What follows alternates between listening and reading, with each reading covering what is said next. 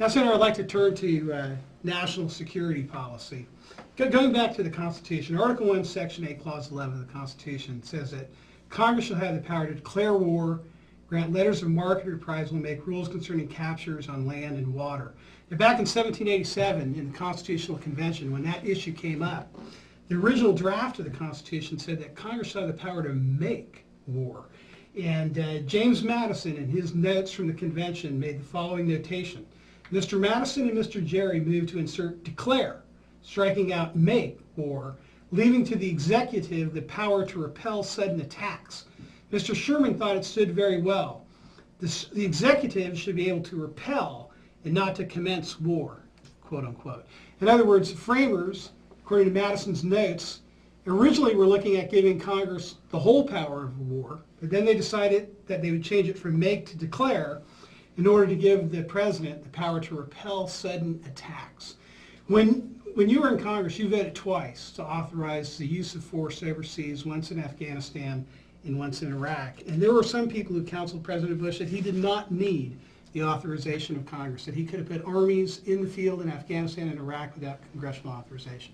Where do you stand on that? Did he need your approval? I thought he should get the approval of the Congress. I thought it was important for the president to conduct any kind of major military conflict action that was going to commit substantial resources and lives of our troops before the Congress and have it debated before the American public. You know, what's the difference? You know, it's a very difficult analysis as to, you know, a small military encounter for, you know, that we may do something like was unfortunately in Somalia versus a major commitment of resources. And I think when it comes to a major commitment of resources, the president should come to Congress, and we should do, Congress should do a resolution of approval. So the bottom line is there's no way the president could have initiated a war in Iraq and Afghanistan without prior approval from Congress.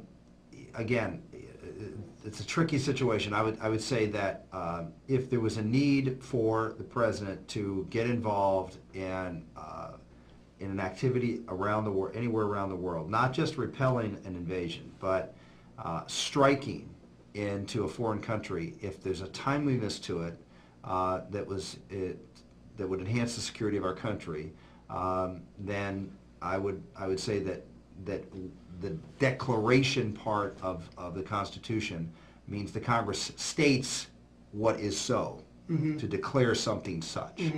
That there's one thing that if needs to be action prior to a declaration, but I think to conduct a campaign, to conduct a war, as opposed to an isolated strike or something that may be necessary because of a timely situation, then he should go to Congress. Well, I don't want to limit the president's power to act, if necessary, quickly before Congress deliberates and decides in order to preserve the security of the country. Well, let me give you a possible real-world place to draw the line. In Grenada, there were U.S. medical students who were in imminent danger. And there was a treaty organization to which the United States belonged, where signatories were saying, we want your help there.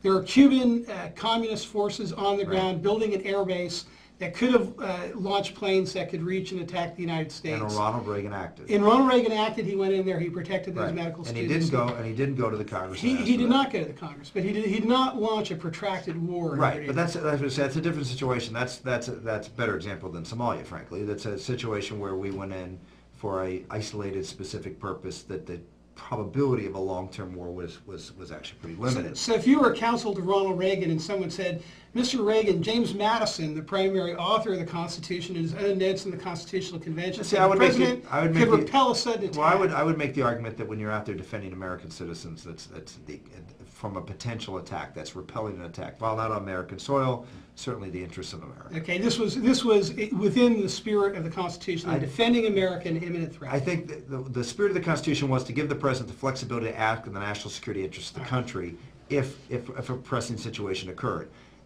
If it's an isolated one, that's easy, then you never have to go to Congress. If it's a potential for a protracted one, that doesn't mean the president still has to wait. He can act if there's a need to act promptly, but then follow up if it's going to be a long commitment and get the Congress. And that line exists somewhere between Reagan's move on Grenada which Which did is, to not, me, is a clear-cut one. and on the other side of the line clearly is George Bush invading Afghanistan. Correct. And it's one of those things that we will be debating, and hopefully in the future we won't have to be debating, but I suspect at some point in the future of America we will again. Well, let me give you another real historical case. Harry Truman committed the United States to a war in Korea after the UN had approved such a war, but before the United States Congress had done so. Was that legitimate? My feeling is he should have come to the United States Congress and asked for its approval to authorize the war.